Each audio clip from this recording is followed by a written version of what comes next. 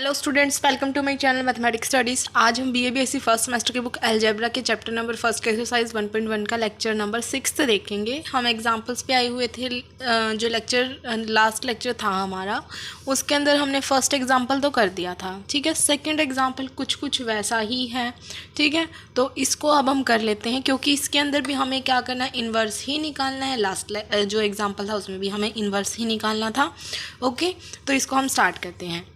देखो, late D equal to, हमें ये दे रखा है कि D1 D2 D3 D। एक तरीके से ये अगर आप सोचें तो ये किस तरीके से दे रखे, डायगोनल मैट्रिक्स नहीं दे रही जिसमें सिर्फ डायगोनल होता है हमारा, इस तरीके से, है ना। उस तरीके की मैट्रिक्स हमें दे रखी है ऐसी। वेयर जहाँ पे हमारा D1 D2 D3 D4 कोई भी ज़ीरो नहीं है, क्योंकि अगर ये ज़ीरो हो गए, सारे के सारे ये ज़ीरो हो गए, तो फिर तो ये ज़ीरो मैट्रिक्स ही हो जाएगी, ठीक है। तो इन्होंने क्या बोला है कि जो ये D1 D2 D3 D4 है ना, कुछ पर्टिकुलर वैल्यू है, ये ज़ीरो नहीं है। तो ये हमें D दे दिया। उसके बाद इन्होंने क्या बोला है कि D इनवर्स हमें क्या करना है, निकाल के दिखाना है, ठीक है। देखो, तो सबसे पहले हमने क्या लिया, ये D की वैल्यू जो हमें दे रखी थी वो हमने उठा ली। अब हमें पता है अगर हमें D इनवर्स निकालना है तो उसके लिए हमें फॉर्मूला पता है क्या, एडजॉइंट ऑफ A इनटू, मतलब बाई में डिटर्मिनेंट ऑफ A। तो उसके लिए हमें डिटर्मिनेंट ऑफ A निकालना पड़ेगा और एडजॉइंट ऑफ A निकालना पड़ेगा। अगर आपने लास्ट लेक्चर दे रखा है तो ये क्वेश्चन आपको बिल्कुल ईजी लगेगा, ठीक है। तो सबसे पहले हम क्या करेंगे, यहाँ पे डिटर्मिनेंट ऑफ A निकालेंगे, क्योंकि हमें इसकी वैल्यू यहाँ पे चाहिए। फिर एडजॉइंट ऑफ मतलब D निकाल लेंगे, तो फिर हमारा आंसर आ जाएगा, ठीक है। जब भी हम इस तरीके से, अगर यहाँ पे सारी ज़ीरो टर्म्स हों तो हमारा डिटरमिनेंट डायरेक्ट क्या हो जाता है, ये आपको पता भी होना चाहिए। ये जो डायगोनल के एलिमेंट है उन सब की प्रोडक्ट, ठीक है। अब हमें पता है D1 D2 D3 D4 में से कोई भी ज़ीरो नहीं है। अगर इनमें से कोई भी ज़ीरो नहीं है तो इसका मतलब इन सभी की प्रोडक्ट ज़ीरो तो आ नहीं सकती। इसका मतलब जो हमारा डिटरमिनेंट है वो नॉन ज़ीरो है, ठीक है। हमने क्यों निकाला है डिटर्मिनेंट ऑफ D, क्योंकि हमें D इनवर्स निकालना है, इसलिए हमने इसका डिटर्मिनेंट निकाल लिया। अब हम क्या निकालेंगे, एडजॉइंट। एडजॉइंट के लिए मैंने आपको सिखाया था ना, वो A11 A12 इसी तरीके से निकालेंगे, ठीक है। तो देखो इन्होंने ये क्या कर रखा है, इन्होंने सबसे पहले हमने निकाला क्या, कोफैक्टर्स, और फिर हमने क्या कर दिया, उसको एडजॉइंट वाली लाइन में पुट कर दिया, और फिर आपका आ जाएगा आंसर। देखो, कोफैक्टर ऑफ D1 के कोफैक्टर हम किस तरीके से निकालेंगे, या फिर आप बोल सकते हो जैसे A11, ठीक है। तो इनको इस तरीके से ये वाली लाइन छोड़ दो और इन सब, तो हमारा बच गया ये, और इन सब की प्रोडक्ट कर देंगे तो ये आ गया। अगर हम D2, या तो हम D2 बोलें या फिर हम ये बोलें कि ये वाली लाइन, ठीक है। तो अगर हम इसकी वैल्यू की निकालेंगे तो हमारी ये इस तरीके से इन तीनों की प्रोडक्ट हो जाएगी। अगर हम D3 का निकालेंगे तो इन तीनों की प्रोडक्ट हो जाएगी। अगर हम D4 का निकालेंगे तो इन तीनों की प्रोडक्ट हो जाएगी, ठीक है। तो हमारे पास ये कोफैक्टर आ गए, ठीक। कौन से आ गए, कोफैक्टर ऑफ D1 ये, D2 ये, D3 ये और D4 ये, ठीक।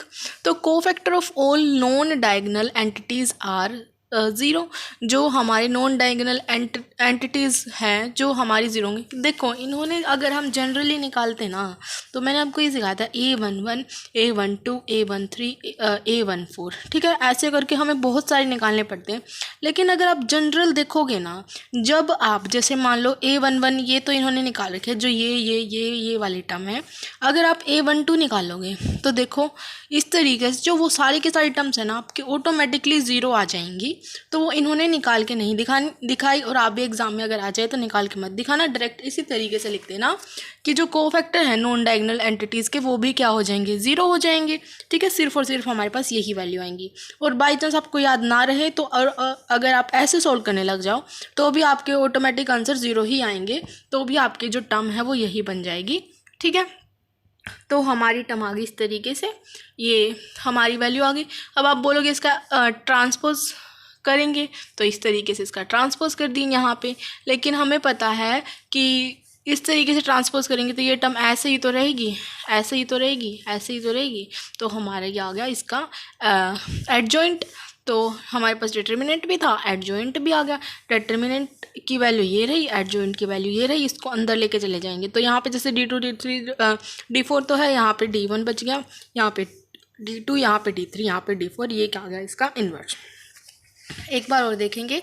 सबसे पहले हमें डी इनवर्स निकालना था, जिसका फॉर्मूला होता है adjoint of D upon determinant of D. तो हमने सबसे पहले क्या निकाला, डिटर्मिनेंट, ये हो गया जनरल सा, ठीक है। फिर आप सोचोगे कि हाँ भाई हमें ये निकालना है A11, A12, A13, A14, ठीक है, हम इस तरीके से निकाल लेंगे। ओके, तो फिर आप क्या करोगे, ये सारी वैल्यू निकालोगे, जनरल जैसे होती है आपकी ये वैल्यू आ जाएंगी इस तरीके से, और यहाँ पे क्या आ जाएगा 0 0, जो टर्म्स इन्होंने निकाल के नहीं दिखाई हैं, ठीक है। और अगर आपको इस तरीके से ही करना है, वैसे आप ऐसे ही करना, क्योंकि ऐसे बहुत बड़ा मेथड हो जाएगा कि D1 के लिए जो वैल्यू आई वो इन तीनों की प्रोडक्ट, D2 के लिए जो है तो बाकी तीनों की प्रोडक्ट, D3 के लिए बाकी तीनों की, और D4 के लिए इन तीनों की, ठीक है। ये वैल्यू आ गई, फिर हमें पता चल गया कि जो बाकी सारी की सारी वैल्यू हो तो 0 ही आनी है, तो ये हमने चारों वैल्यू लिख दी और बाकी सारी की सारी 0 हो गई। तो इस तरीके से हमारा ये हो गया। ओके, फिर हमारा क्या आ गया, एडजॉइंट आ गया, हमें क्या निकालना है, इन्वर्स। तो एडजॉइंट की वैल्यू पुट कर दी, डिटरमिनेंट की वैल्यू पुट कर दी, तो हमारा इस तरीके से हो गया, ठीक है। अब जो हमारे नेक्स्ट क्वेश्चन आएंगे ना, वो हमारे क्या आएंगे, देखो, जैसे solution of system of linear equation, मतलब हमें सॉल्यूशन हम किस तरीके से निकालेंगे। जैसे हमारे पास कोई भी इस तरीके से हो गया AX = B, ठीक है, ये हमें दे रखा है। x हमारा क्या होगा, ऐसे x y z, a हमारा क्या होगा, जो हमें दे रखी होगी यहाँ पे कोई भी हो जाएगी हमारी, ठीक है। तो ये हमारा होता है इस तरीके से AX = B। अगर हमें सॉल्यूशन निकालना है तो अगर इन्होंने यहाँ पे बोला कि x निकाल लो, अगर हमें यहाँ से x चाहिए होगा तो ये उधर जाएगा, तो क्या हो जाएगा A इनवर्स B, ठीक है। जनरल सी बात ये है कि जब भी अब क्वेश्चन में ये बोलेंगे सॉल्व करो, तो वहाँ पे ये x क्या होगा, इस तरीके से x y z, ठीक है। तो हमें क्या करना पड़ेगा, उसके लिए जो हमें A दे रखा होगा ना क्वेश्चन के अंदर, वो निकालना पड़ेगा हमें A इनवर्स, ठीक है। तो हमें पता चल गया कि हम सोल्यूशन कैसे निकालते हैं, AX = B करके, x हमारा क्या है x y z, इस तरीके से क्वेश्चन में मिलेगा। अगर मान लो x और y में इक्वेशन है तो ये x y हो जाएगा इस तरीके से, यहाँ पे x और y, अगर z और है तो z और हो जाएगा, t और है तो t और हो जाएगा, ठीक है। जैसे हमने पहले भी कर रखे हैं इस तरीके के क्वेश्चन, बिल्कुल ईजी है, वैसे ही करना है, ठीक है। तो हम इस तरीके से फिर यहाँ से निकालना वही है, हमें A इनवर्स निकालना होगा और फिर यहाँ पे वैल्यू पुट कर देंगे तो आपका आंसर आ जाएगा, ठीक है। जैसे देखो,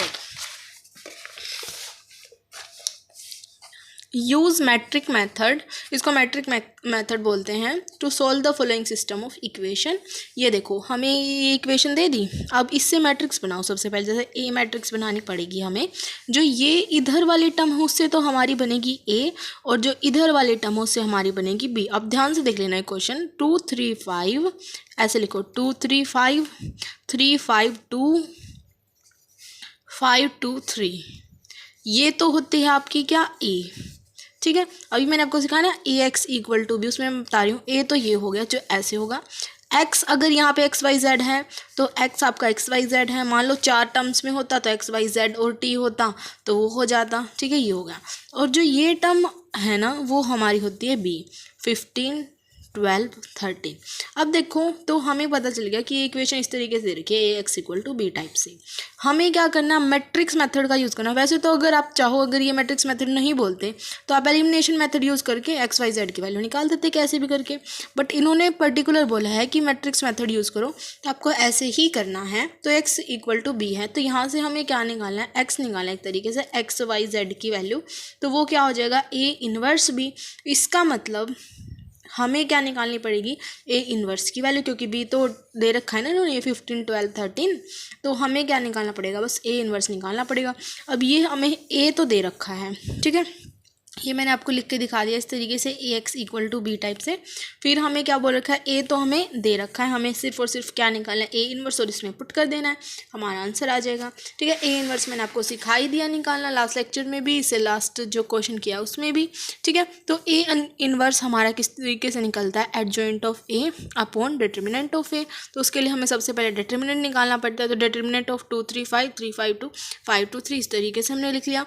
तो ये क्या हो जाएगा, जैसे 2 × प्लस माइनस प्लस, तो 2 × ये वाली टर्म बच गई, माइनस ऑफ 3 × ये वाली टर्म बच गई हमारी 3 2 5 2, प्लस ऑफ 5 × ये वाली टर्म बच गई 3 5 5 2। उसके बाद सिंपल सॉल्व करना है, 2 × 5 3 = 15 -4, माइनस ऑफ 3 × 9 -10, प्लस में 5 × 6 -25, 15 - 4 11 हो गया। ये टर्म सिंपल सॉल्व करेंगे तो हमारे इस तरीके से -70 आ गया।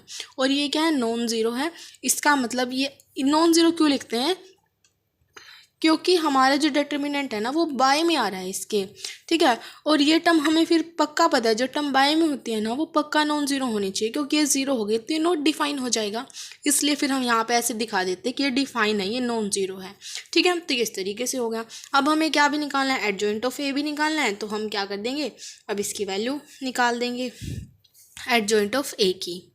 देखो ऐसे ही सिखाया था मैंने, A11 A12 A13 A21 A22 A23 A31 A32 A33, ठीक है। फिर हमने क्या किया था, यहाँ पे -1 का स्क्वायर होगा, यहाँ -1 की पावर 3 होगी, इन दोनों का सम, -1 की पावर 4 होगा, -1 की पावर 3 होगी, -1 की पावर 4 होगी, -1 की पावर 5 होगी, -1 की पावर 4 होगी, सिमिलर आगे भी होगा, ठीक है। इन्होंने क्या कर रखा है इस क्वेश्चन में, जैसे -1 की पावर 3 है तो यहाँ पे माइनस लगा दिया, तो plus minus plus minus plus minus plus minus plus, ठीक है। इस तरीके से कर देंगे, बाकी तो फिर कुछ नहीं बचा, बस ये हम इस तरीके से वैल्यू लगा देंगे। और A11 जैसे अब इसको और इसको छोड़ो तो ये वाले टर्म बच गई, यहाँ पे लिख दिया, इसको सॉल्व किया, 15 - 4 11 आ गया। A12 1 2 3 2 5 3, ये हमारा इस तरीके से हो गया यहाँ पे वैल्यू। तो देखो क्या हो जाएगा, जैसे 3 3 ज़ा 9 और यहाँ पे प्लस का 2 आएगा ना, 3 3 ज़ा 9 माइनस में 10 हो गया, ये वाली टर्म हो गई। फिर हमारा A13 1 3 तो 3 5 5 2 हो गया, तो 3 2 ज़ा 6 -25 -19। सिमिलर A21 A21 हमारा क्या हो जाएगा, 3 5 2 3, इस तरीके से 3 3 ज़ा 9 -10, ये माइनस था तो यहाँ पे आ गया 1। सिमिलर A22, ये वाले टर्म छोड़ो, 2 5 5 3, तो हमारा ये हो गया 6 -25। अगर हम निकालें A23 तो 2 3 5 2 हो गया यहाँ से, तो 2 2 ज़ा 4 -15 आ गया 11। सिमिलर A31 A32 और A33 हमारे पास आ जाएगा, ठीक है। तो ये टर्म हमारी जैसे आ गई, यहाँ से 3 2 भी आ गया, 3 3 भी आ गया। फिर हमें क्या निकालना है, एडजॉइंट ऑफ ए, जो हमारी टर्म आई है ना, ये सारी वैल्यू हमने इस तरीके से पुट कर दी, उसका हमें क्या करना होता है, ट्रांसपोज। अब देखो जैसे क्या आया हमारे पास, यहाँ पे 11 1 -19, तो इस तरीके से हमने 11 1 -19 लिख दिया, बाकी टर्म्स भी ऐसे लिख दी। उसके बाद हमें करना है इसका ट्रांसपोज, तो ये इस तरीके से हो जाएगा, 11 1 -19 1 -19 11 -19 11 1, तो ये हो गया। हमने डिटर्मिनेंट भी निकाला, एडजॉइंट भी निकाला, तो ये वैल्यू हमारी आ गई ए इनवर्स की। लेकिन जो क्वेश्चन है ना उसके अंदर हमें क्या करना है, मैट्रिक्स मेथड से एक्स वाई जेड की वैल्यू निकालनी है। इसका मतलब x इक्वल टू क्या था, ए इनवर्स भी, ऐसे ही था ना कि x equal to A inverse भी। x क्या, X Y Z, A inverse ये हो गया, और b मैंने आपको सिखा दिया था क्या था, ये 15 12 13, तो ये हो गया b। ओके, 1/-70 हो गया। हमें सिर्फ मैट्रिक्स की मल्टीप्लाई करनी है, इस तरीके से मल्टीप्लाई होती है ऐसे, 11 × 15 प्लस 1 × 12 प्लस -19 × 13, ठीक है।